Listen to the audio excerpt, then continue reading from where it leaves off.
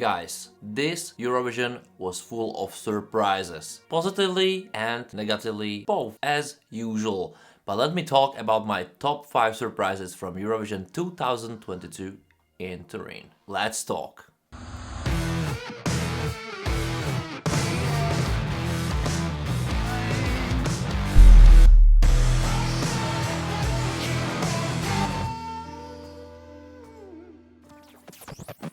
What's up everyone, it's Jambors, new video, welcome to my channel. Thank you. This is the first I really wanted to say. I really appreciate how my channel is growing, and that's because of you. I would really like to say because of me, but it's because of you, because you're sharing my videos, you're commenting my videos. It's a dialogue, it's a community. I really care about it, and sometimes we don't even agree with each other, and that's great. But I think what we can agree on is to be even more interactive. So not just commenting underneath my video, but it would be great if you're giving thumbs up to videos, and especially to this video because you are watching it. And don't forget to subscribe to the channel if you haven't done it yet. If you've done it yet, well, please set a reminder on for the next upcoming videos. And today I'm going to talk about the biggest surprises, especially my top 5 surprises. And just don't waste your time. This is my number 5.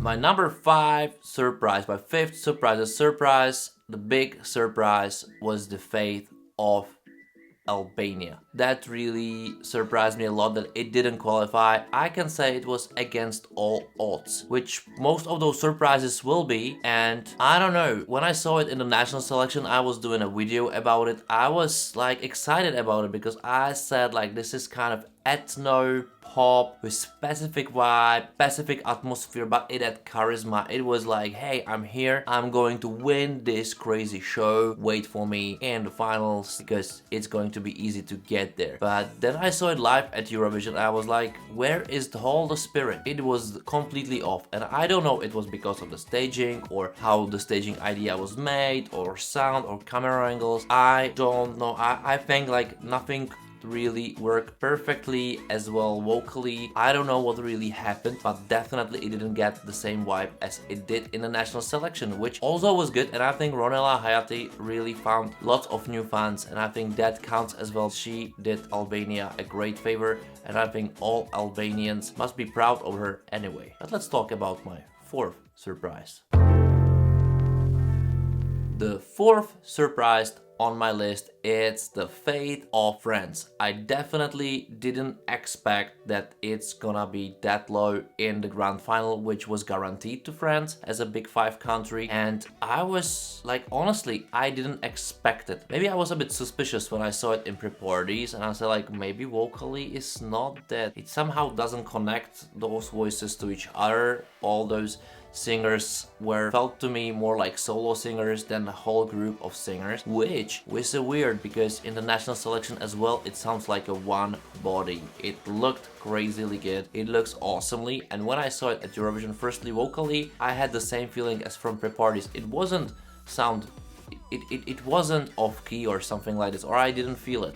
But I feel 3 vocalists are singing solo, and as well male vocalists singing solo, which didn't really work as well. It didn't really work, and I don't know where's the problem. I think it was a bit a general problem of this Eurovision, that a lot of national selection has much better outcome than Eurovision itself. But for France, that was a bit deadly, and it didn't really work. It didn't even look that good. It wasn't it. It wasn't the act I expected from the national selection. I expected more, and I was given less, and then less points were given as well. But that much, that was a shock. That was a huge surprise. 3rd surprise. 3rd surprise for me was Ireland, and I think that was a very positive surprise because no one expected anything from Ireland, especially after the national selection and especially after pre-parties, which vocally, let's be honest, none really sound good. But on the stage we got charisma, we got energy, we got very beautiful staging, which was according to the song, which was done in crazily good colors. It was one of the best stagings, I don't know, I wouldn't say of the whole Eurovision, but definitely if I'm doing a ladder of top 15, I think Ireland would fit there, which is awesomely positive. And I think, guys, they done great job. And another positive factor of it, I think they started a great new way how to do selecting process, which I think you have to start somewhere. You have to start with the spark, with the hope, and I think Brooke gave Ireland hope, which doesn't mean that they need to qualify, and they surprisingly ended up like not in a very awesome position, but I don't want to comment if deservedly or not because I didn't see a jury rehearsal. But I must say they made Ireland proud. I would say they've done Ireland proud. I enjoyed the act, and it was shock for me a bit that it didn't qualify, because I was really believing that after all what I saw, and I saw the live performance in the semi-final, I was like, Ireland is 100% surely qualifying, but for some reason it didn't translate to all of the viewers. That was a shock, that was a surprise as well. This is a good surprise and bad surprise at one place, but it's an emotion. Let's start with the emotion, and I think the ultimate emotion of Ireland is hope, and I think next time I'm going to see you in the finals. Let's work on it. Second surprise. This surprise is huge for me, and that's North Macedonia. No one expected anything. That was the most kind of hated song. The song which everybody's like, no chance at all. Like, no chance at all. 0 points. It's terrible. Song about nothing. I personally liked it. I personally liked Andrea's vocals, which were perfect, but they were on point. And I think what cost North Macedonia the finals was the drama that they created on staging, which was unnecessary. It didn't work because she can sing. The song was simple but great, and she ended up 11th in the semi-final. So I was more right, which I'm always like, of course, like who doesn't?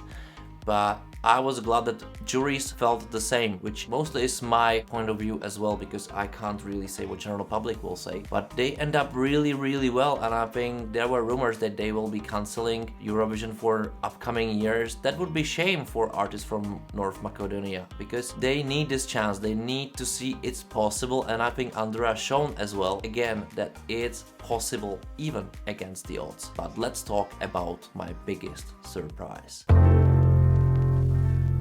And the biggest surprise this year for me was Iceland. Like, Iceland, congratulations, you can do music. It was wonderful. I think by staging it was really awesome. It was just simple, clever, went with the song, and with the song which I had a really huge problem to connect with. And I don't know why. I just didn't feel it for some reason. And I was like, well, there is something about it. I saw so many unplugged versions and so on. And I was like, it's kind of lovely, but what to say about it? I don't feel its chances, because I personally, and that's ego talking, I personally couldn't connect to the song somehow.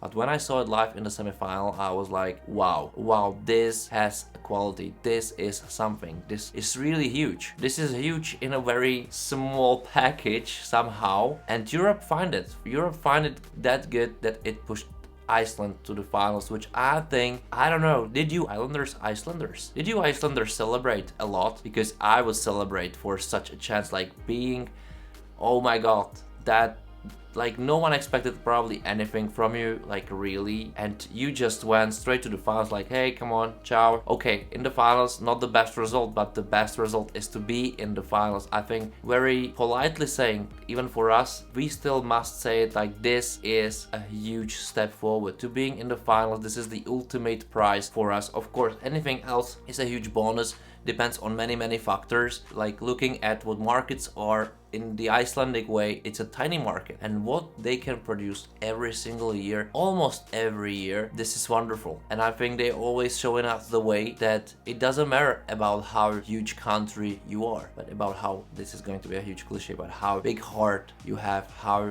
big heart in the approach towards the contest, towards the music, towards your artist you have. And this matters much more than being mathematically effective, because that you're creating portfolio of artists who believe that they can shine to the world, and what's happening, they do. And that was the biggest surprise for me, that it still works. It's a very positive surprise, because it gives us all hope that everything is really possible. Yeah, that was a huge cliche, but that can happen only because of you. So don't forget to subscribe to the channel if you haven't done it yet.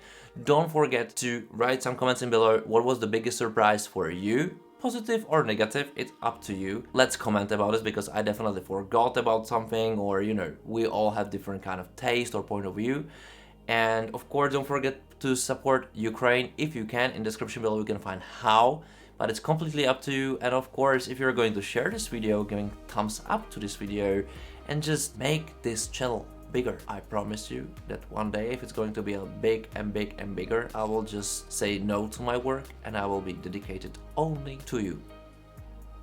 Anyway guys, thank you for watching. It was a fun time